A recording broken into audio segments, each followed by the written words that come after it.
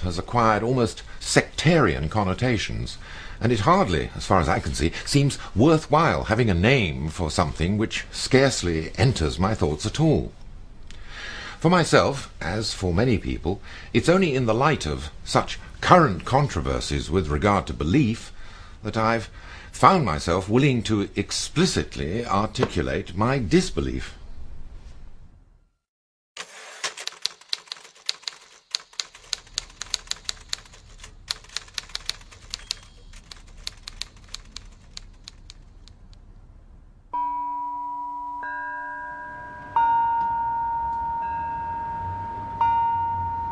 I think it's important to make a series like this, because at a moment when intense commitments to different forms of monotheistic religion have now acquired, or rather reacquired, such an intense political connotation, it's important to indicate that the widespread suspicion of disbelief is becoming a real threat to free thought.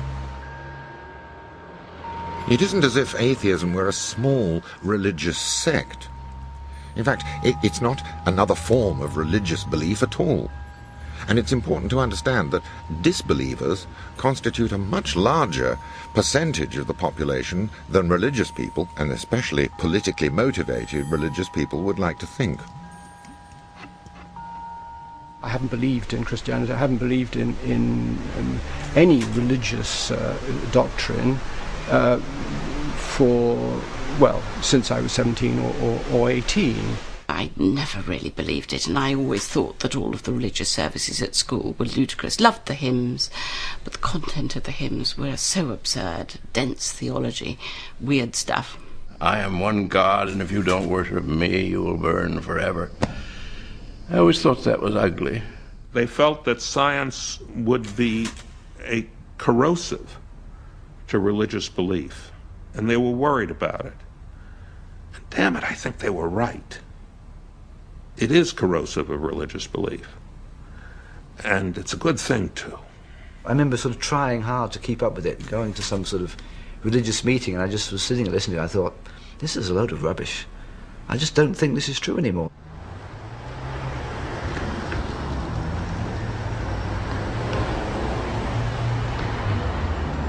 I was born in England, but my grandparents came here from Lithuania as Jewish refugees. And for Jews, spread as they are across the world, their religion has always seemed an essential part of their cultural identity.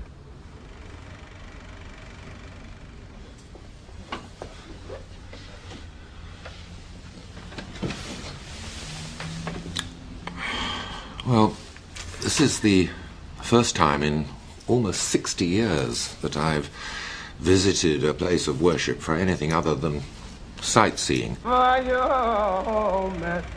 when I first came here, it was in the name of religion, though not with any religious motive on my part. The fact is, I was sent here by a Jewish father, sent here because he thought that I owed it to what he called my people.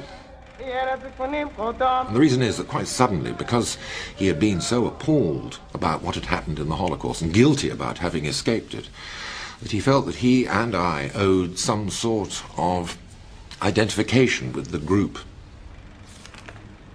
Throughout the war from 1940, at which time I was 6, until 1945 or 46, I don't really think that I knew or really understood that I was Jewish.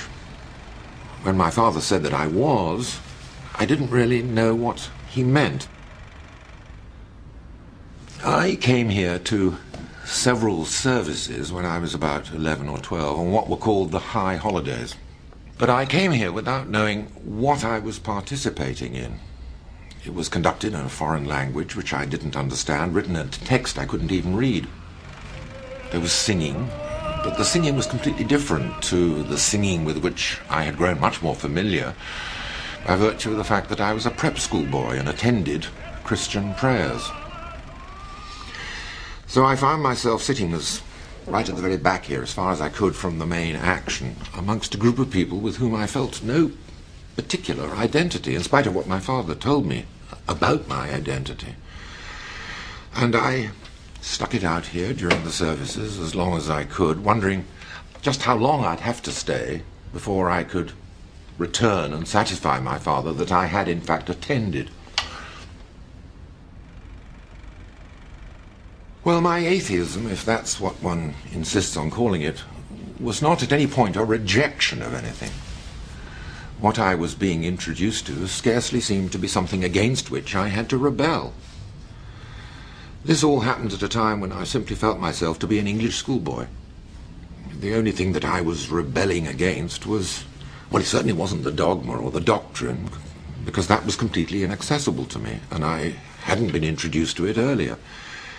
It was simply that coming here on those occasions took up time when I might otherwise be enjoying myself playing cricket.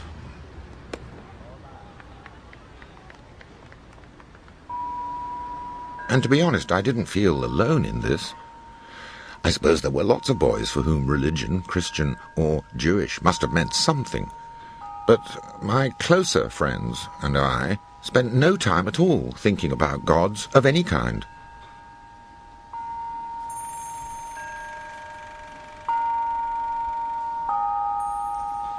Perhaps I was too dumb, or just too interested in cricket or in girls to ask myself any questions about religion.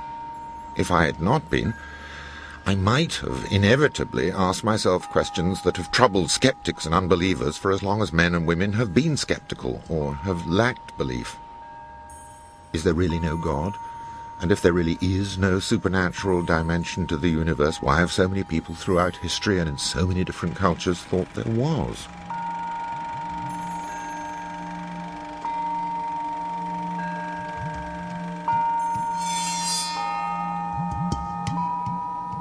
The problem, as I've already said, is that there are so many different forms of skepticism, disbelief and free thought that it's quite hard to do a straightforward history of it, as if it were something that simply grew to become the fully formed thing we know today. In any case, what it is to be an atheist is itself very complex and very questionable. The word is like atypical or asymmetrical. The word atheist simply means not really theist, and that of course begs the question, well, what is a theist?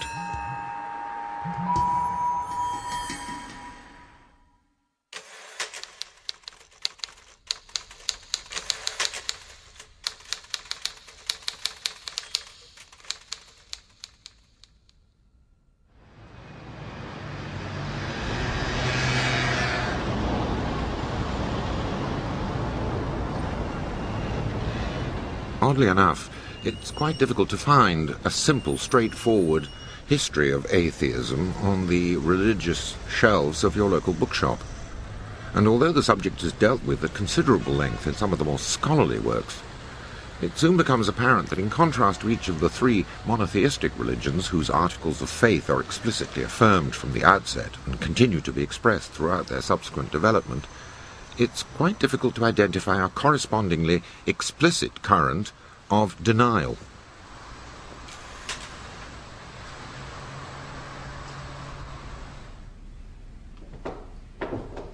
In the case of Christianity, for example, for more than 1,000 years after its establishment, you'd be hard put to recognize an openly skeptical rebuttal of its supernatural claims.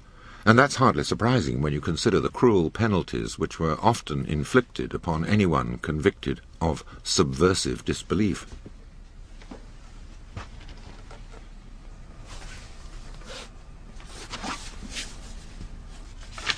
Paradoxically, some of the sources of disbelief are to be found amongst the arguments of believers. It's important to understand that Christianity was constantly redesigning its own dogma, and theologians often formulated the most dangerously skeptical arguments in their effort to test the impregnability of their own faith. And in doing so, they unknowingly furnished atheists with ready-made weapons.